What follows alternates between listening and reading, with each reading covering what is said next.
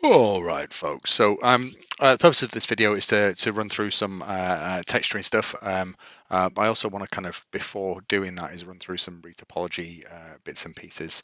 What I'm going to do is just load in a tool that I've been working on.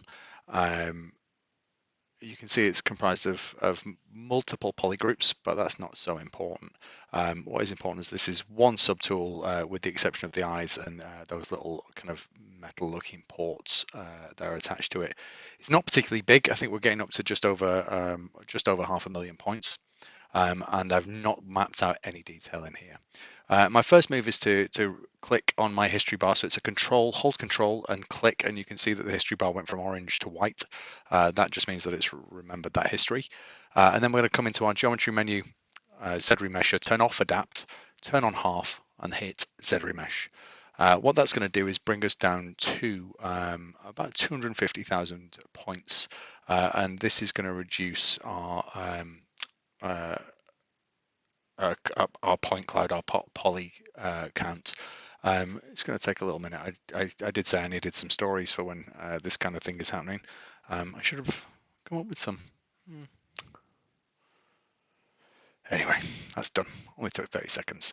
You can see here that if I turn on the polyfill now, not only has it reduced my poly count to 250,000, you can see there as I bounce between the two, the poly distribution is slightly different. So what it does when you use Z remesher, it tries to follow your topology. So it'll give you more points or more polys where your topology is doing lots of stuff. So if there are creases and folds, and less where it's sort of flatter, smoother spaces. And you can see that it follows the contours of the form there as well. Hitting Z remesher again, same settings. So adapt turned off and half turned on. And we're going to keep doing this, and we're going to keep reducing this down until it's really, really low poly. We're looking at, I think we're aiming for between sort of 20 and 50 thousand points, so really low. And again, you can see that the way that the poly loops are now following the contours and moving around the topology of the sculpture. Hitting Z remesher again. And we're going to wait a second while that does its thing. 30 seconds seems like such a long time when nothing's happening, doesn't it? And that was 18 seconds. Down to 50,000 there, and you can see that it's getting real crunchy. If I turn, I think I might be about to turn off my line polyfill to show you how crunchy that's looking. But you can definitely see if you didn't have the line polyfill turned on, you'd be able to see the distribution of polys right now. It's getting quite faceted in its topology. I think at this point in the video, I am chatting and helping a student, so I can probably cover why this is important. Now, for me, it's not important to retopologize before you get into texturing, but I think it's helpful. What retopologizing like this does, it's going to give us the opportunity to add multiple subdivision levels. And by using the slider in our geometry menu, we can go from a really low poly mesh to a really high detailed mesh. And that allows us to kind of work a super high detail when we're getting all of our textural stuff in, all of those tertiary forms. But if we need to, we can skip back and come to this kind of slightly lower resolution, more faceted version. And we can make changes to the lower resolution version that won't cause any issues to our the higher subdivision level. So we can actually work on texture, and then if something goes a little bit sideways, we can be like, oh, I want to change the forms here, and you can go in and resculpt some bits and pieces. It's really, really useful. What it is incredibly useful for, or is it essential for, is for when you get into posing, because when you're using transpose mesh, it uses the lowest subdivision level version of the subtool, and it uses that for the posing. And if you've got a really high poly version of it, all of your creases and bends get a little bit crunchy. What I've done here is I've just gone up to the top of the geometry menu and I've hit divide 4 times, and that's given me 6.15 million points. I think that when I start applying texture, I'm going to have to go a little bit higher than this. For a full character, 6 million points isn't a lot at all. But you can see here everything's smoothed out. And as I skip down through these subdivision levels, it goes back to being crunchy. So I now have the ability to kind of step between these 2 or 5 versions quite freely, which is really, really useful when it comes to this part of the project. The problem at this moment in time is that I've lost all of my lovely detail. So what I'm going to do, I'm going to come into my subtool menu, down to project, and then just hit project history. What that does, that little mark that we made over in the history toolbar where we control clicked at the very start of the video, it's going to remember the topology from that point, and what it's going to do is try and project that onto our new geometry. It's a very, very cool little trick. This may take a little while. Um, what this is essentially doing is giving us all of that original topology, but with brand new, very, very controlled geometry. And this is, again, very useful for a lot of things moving forward. But we've got to wait. Maybe I should sing a song.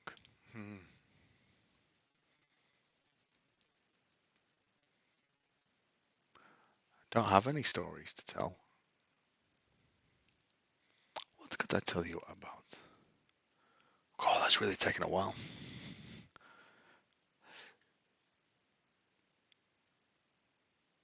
Tale as old as time, truer than can be. Both a little scared, neither one prepared. Beauty and the Beast. Come on now. Here we go. All right, look at that. That's great. So this is perfect. This is exactly what we want. So we've got all that lovely primary form. We've got all the secondaries, and we're starting to work our way into tertiary forms. This is the perfect point to do this process. But now that I've gone through that topology process, I've got multiple levels of geometry that I can kind of step back in and out of. As you can see, that like now as we kind of like pass through this model, I can jump into our geometry menu and scale through those subdivision levels, and I've got a really low poly version, and I can slide that slider all the way up to get back to that kind of like high resolution 6 million point version of this subtool. What this means, it's going to be much easier for us to start to throw in some nice high resolution textures and still be able to go back and kind of play around with some of our forms. First move I'm going to do here is jump into the surface menu and just throw in a little bit of noise. Now, this isn't essential, but what I like to do here is just kind of futz around with some of these sliders. That noise scale one is enough for me. You can play around with this some more and grab some alphas, but essentially all I'm doing is just moving that around so I've got a little bit of surface texture. That's going to be evenly applied across the entire model.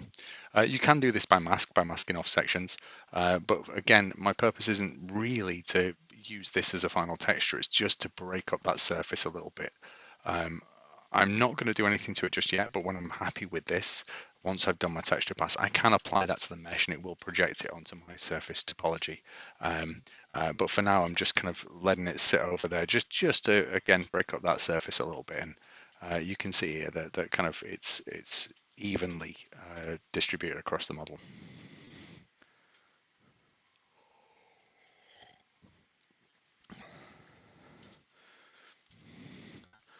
So really the next step here we're going to be looking at is grabbing some textures. To do this, I tend to grab what I call a sacrificial brush. The standard brush is the one you want to be aiming for here. Some of the others have different settings applied to them that mean they don't work particularly well with alphas. So I'm going to grab that standard brush and I'm going to select drag rectangle and then select an alpha. Now there's a few preloaded. You'll see here that if I just drag that out, it's going to apply actual depth and surface to my subtool. Now you can go and make your own alphas in Photoshop. They are just black and white images, and ZBrush just uses that that white and the black to signify depth. And the drag rectangle obviously gives us that opportunity to kind of drag it out over the surface, and it'll try and apply it as kind of smartly as possible. Now, there are some baked in alphas in ZBrush, um, and you're going to be able to find those up in the lightbox.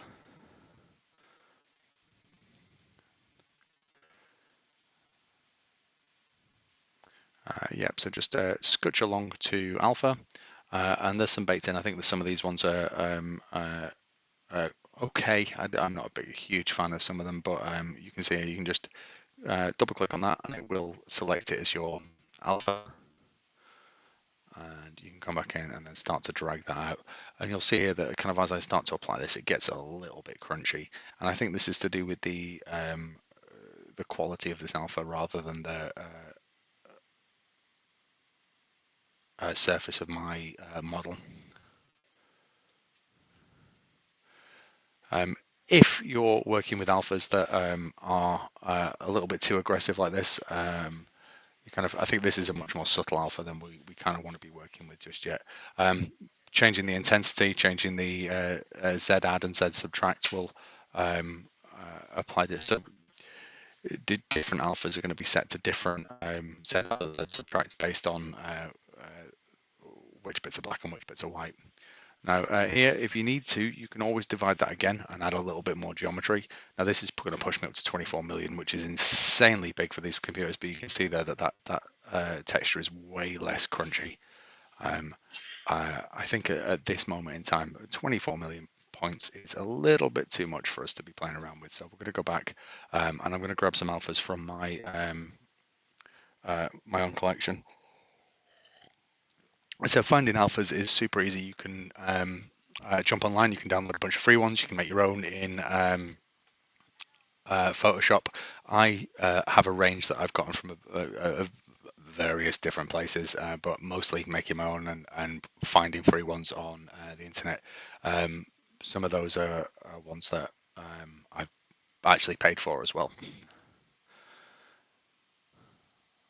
And I think for a lot of this, it's a matter of just kind of playing around and trying to find what style of alphas you like. What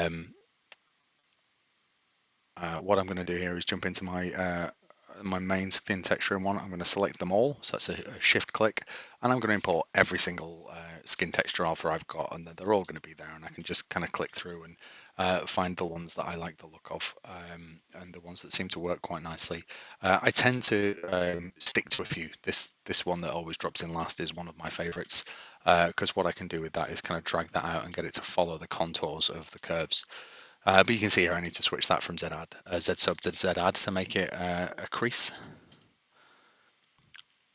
And you can see as I'm dragging with this, it's allowing me to scale it and rotate it so I can place it so that these kind of lines and creases all kind of flow with my form.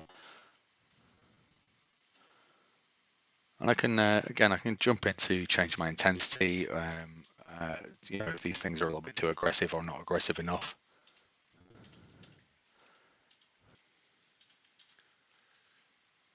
And this is just a matter of kind of treating this process as holistically as possible. So kind of some of this I'm going to drag in and I'm going to kind of soften off and smooth. I'm constantly being aware of the direction and the intensity of my placement here.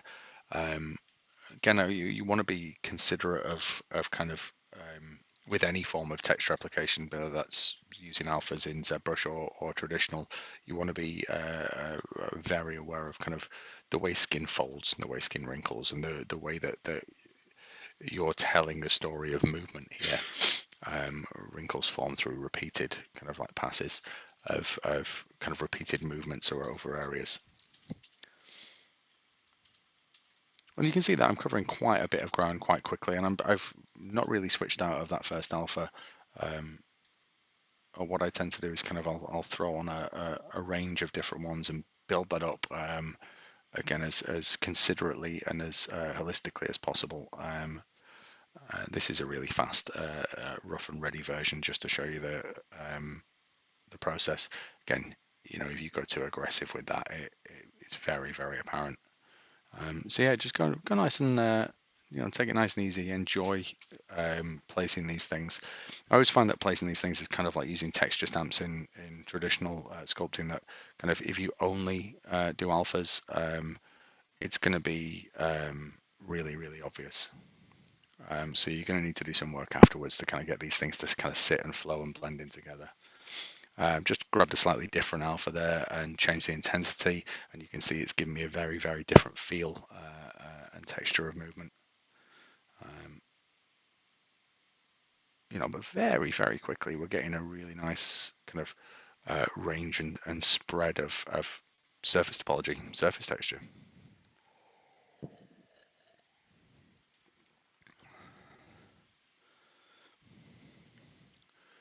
For me, the key here is following the forms that you've already laid out. If you've done this right, you've spent a good amount of time laying out good primary and good secondary linking forms.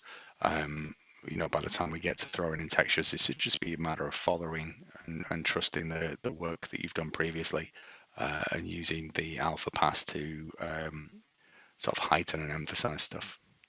And don't forget to be smoothing things out and softening and kind of with everything, it's about push and pull and kind of sneaking up on that final, the final look that you want to be achieving here. I love these little paw ones. I can add a load of value. I think we're going very aggressive with some of these, but it's a bit of fun. Again, you'll find yourselves playing around with different, different alphas and different types of textures. You won't get this right on your first pass. You'll start to figure out which ones you like and which ones you want to use more and more, which ones you feel are useful.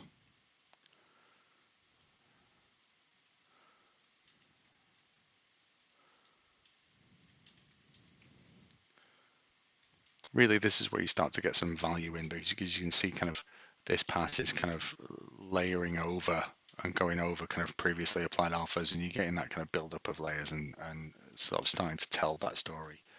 I didn't like that one.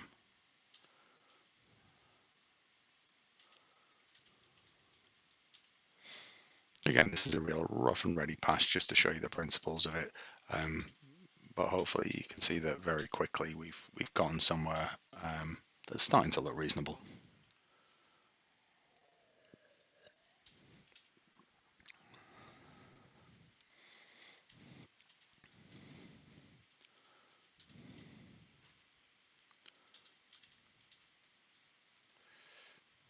Here I'm coming in. I'm just going to toggle that noise on and off so you can see the difference that it makes, because I've not really applied any texture to this central section of the torso.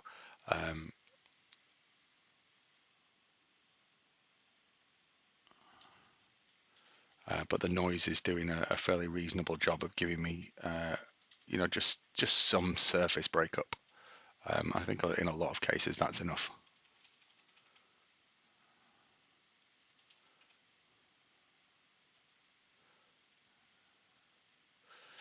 Yeah, there you can see I'm using quite an aggressive crease to kind of re-emphasize some of the moves that I've done previously. This is where alphas can be really, really useful. That one was gross, so drop the intensity a little bit.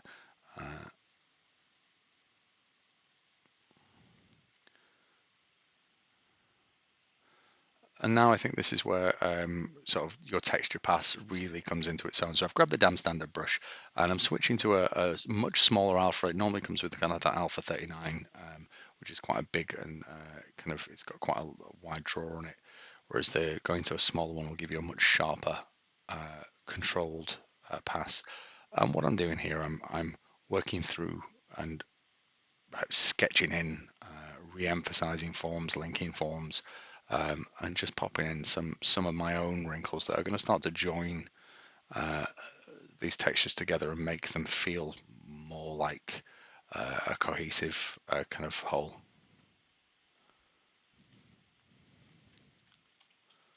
And this is where really the use of alphas comes good, because what it does is it gives you a great surface to start with. It gives you a great kind of base canvas that you can then kind of go in and start to really emphasize your creases and your wrinkles. And I think it's important to be kind of aware of kind of the compression, the way skin interacts with other bits of skin that are pushing against it. The musculature underneath is really important to consider here, and the way that kind of that body moves, and the way you tell that story through your form.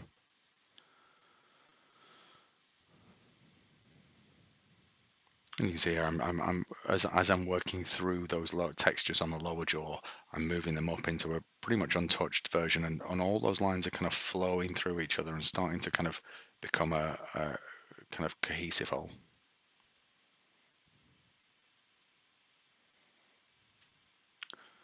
I'm still working in full symmetry at this point as well because it's way more efficient.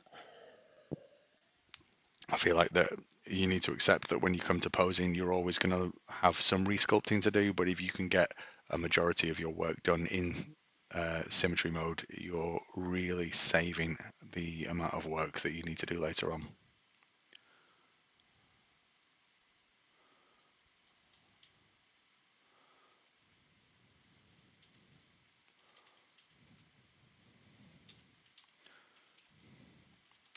If this were for a kind of a piece that I was spending a little bit more time and taking a little bit more care on, what I would do is sort of multiple passes like this, where I'd come in and clean stuff up, and then I'd add more alphas and do more passes. Um, I think I actually do that a little bit now. Um, yeah, just to get a little bit of stuff up on this forehead because it feels a little sparse and barren. Um, the key is to kind of just build this up over time, not expect to get a perfect pass with alphas that does it all in one go. It's about kind of laying down a bit of surface detail and then kind of cutting through that and working that in, and understanding that kind of um, the forms, even though they're textural, those are still forms that you need to kind of build up and work on through in layers over time.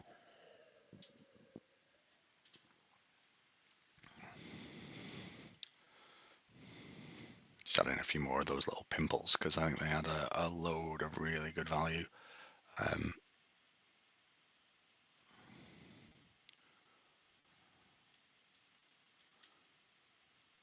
you can see that I'm dragging now as I'm dropping in that alpha. I was going across the lines that I'd been sculpting in previously, just to give it that kind of again the telling that story of skin compression. Um,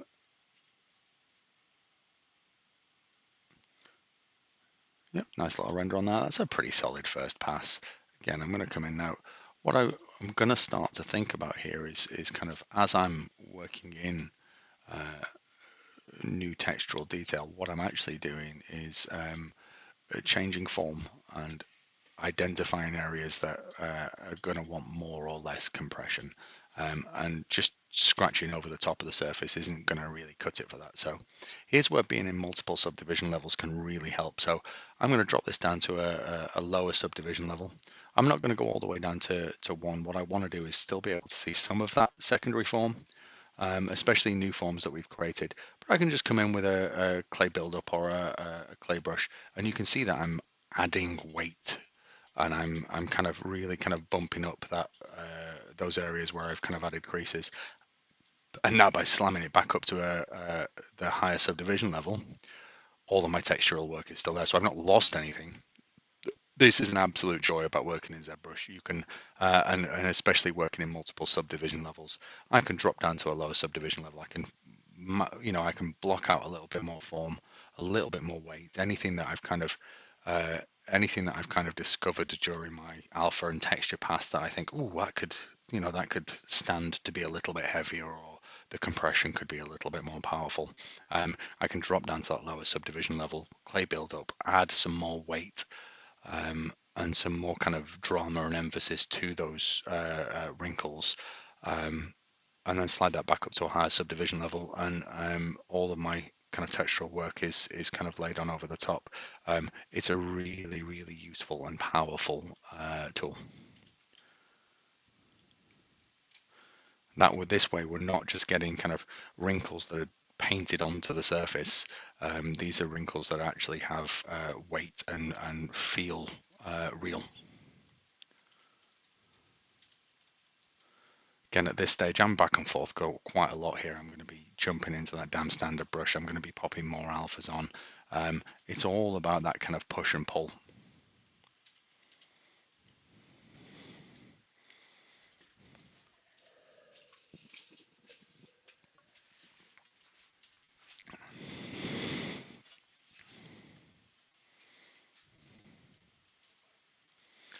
Don't forget to kind of like whenever I'm sculpting traditionally, I always recommend that people um, step away from their sculptures quite a lot and move backwards and forwards. And I think that you'll notice that when I'm sculpting here, I'll move in and out, and I'll go check it out like from really far away as well as being close up. What I've just talked over there was a really interesting bit. I've went into the Z plugin menu, went to the transpose mesh, um, and hit T-pose. And what that's done, that's smushed all of my subtools together at their lowest subdivision level, which is, in the case of the torso, really quite low, which is very, very useful for us. I'm now going to be able to mask off areas and pose and reposition those. And this is my kind of repositioning stage. And you'll notice as we get through this, there are some deformations and there are things that we need to fix. Whenever you go through posing, you're always going to need to do some kind of repair afterwards. Don't ever think that posing your subtool or your model is the end of your process. You'll pose it and then you'll do another round of sculpting. So I'm masking off areas and I'm control clicking on the model to kind of soften that move and to feather it out a little bit. You can always come back in and kind of re-harden areas where you want it to be a hard curve. So you can see that the little edge over the shoulder that I want to kind of try and remain a little bit harder, but I've left it soft around the neck. Remember, moving that any kind of movement on your Gizmo 3D will be based around the center of that Gizmo 3D. So what I'm doing here is placing the center of that where the spine would meet the skull. And then because I've got bits that are masked off, I can just move that one section. Now, this works really well for small, subtle movements. If you're going for anything really big, you're going to end up with a lot more resculpting to do. It's worth doing smaller moves when you're, or you doing masking off smaller sections when you're doing big moves. You can see there's a lot of crunchy geometry going on there. But there's not so much that I'm going to have a nightmare to clean it up. So I'm just finding a nice little pose for this guy, just slightly looking off into the distance, wistful. I'm not going to do a full repose on this, but as I come down, what I want to do is I'm going to mask off a little bit of this arm and go through that process again. So a rough mask off, you can see that I've got some bits where I've missed, so I'm going to grab my mask pen and just refine that mask. So this is Control Alt click to paint out a mask.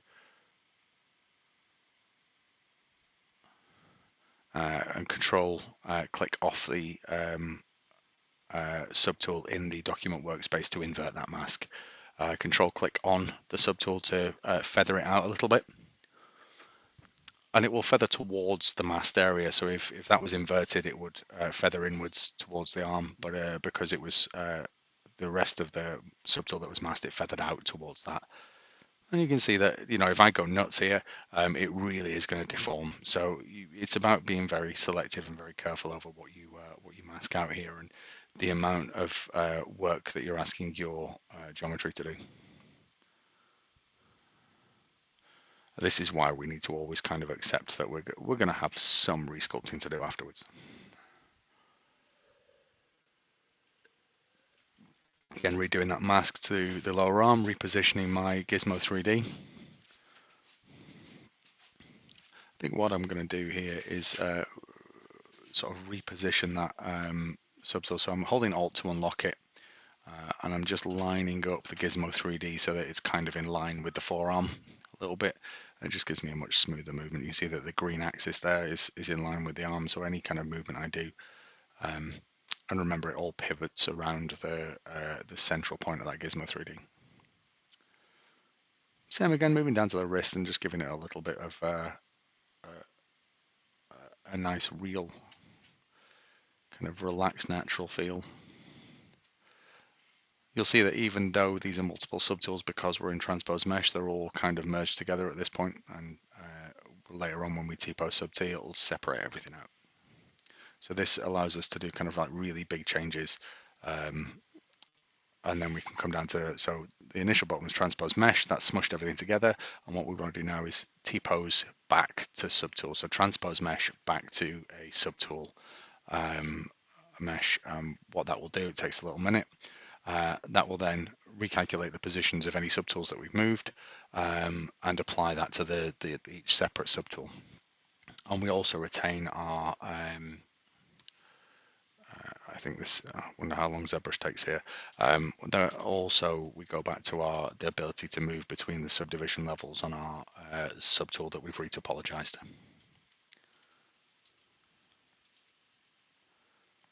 Oh, how long is it going to take? I think in the video we're going to skip forward a little bit. ZBrush took a little moment there. And then here we go. If I just rotate through this, you can see that because as I move that head, I've got a couple of little wonky areas, and I've added way more compression to one side. So what I want to do is stretch out some of that form, soften it out. But first we're going to fix these big ones. It's dead easy to do. We're going to drop to the lowest subdivision level, a little smooth, and then we'll just check to see how that applies. So that's fixed it a little bit.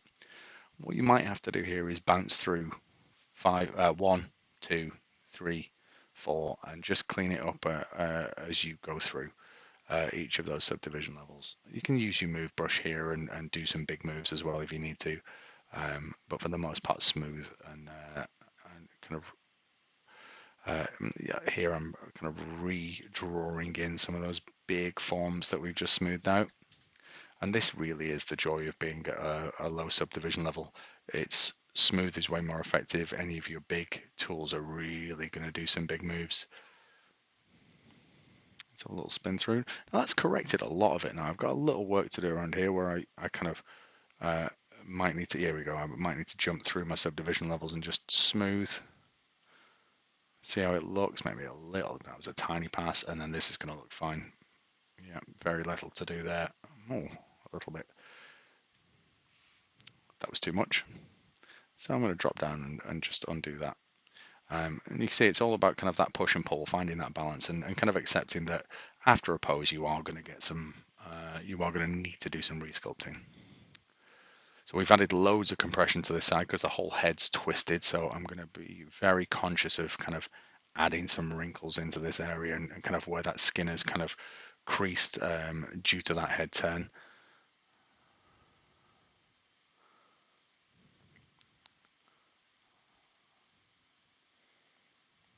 On the other side, I can kind of I can soften some of that out a little bit. It doesn't need to be quite so wrinkled because again, that compression has been stretched.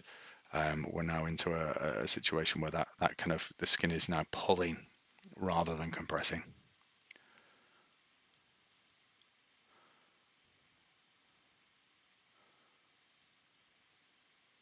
Some janky geometry here that we're going to tidy up. Again, all of this is very, very easy stuff.